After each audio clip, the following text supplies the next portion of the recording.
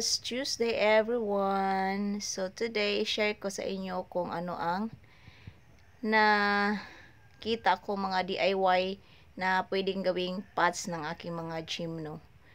Yan, mga noodles cup lang siya, cup noodles.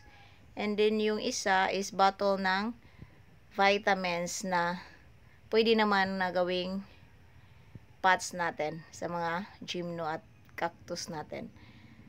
So yan, binutasan ko lang ng 4 na butas kada isa. Yan. So hindi naman siya yung manipis. Makapal naman yung plastic niya. So pwede siyang gawing pots. Yan. So yan lang guys. Kailangan lang may idea kayo sa mga ganong paraan para lang makasave tayo ng mga pagbili ng ating mga pots. So, kung meron kayong mga ganito sa bahay, huwag nyong itapon.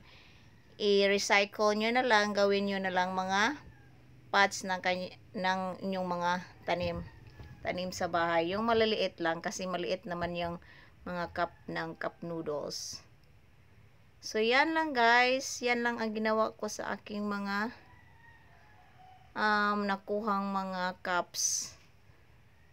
Ang iba nun, ginagamit ko or kami ang kumakain. Ang iba nun, hiningi ko sa aming kapitbahay. So, yan. So, mas maganda naman siyang gawing pots kasi makapal siya, makapal. So, binutasan ko din siya ng 4 na butas sa ilalim para well-drained pa rin ang ating pots. Yan.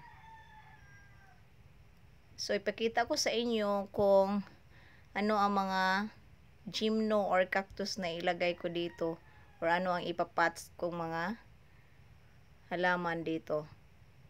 So, ganyan lang guys. So, DIY lang tayo pag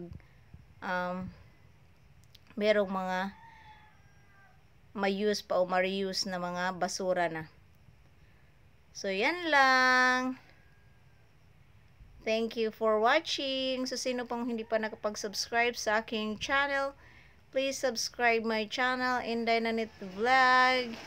And don't forget to like, share, and subscribe my channel, Inday Nanit Vlog. Bye-bye guys. God bless.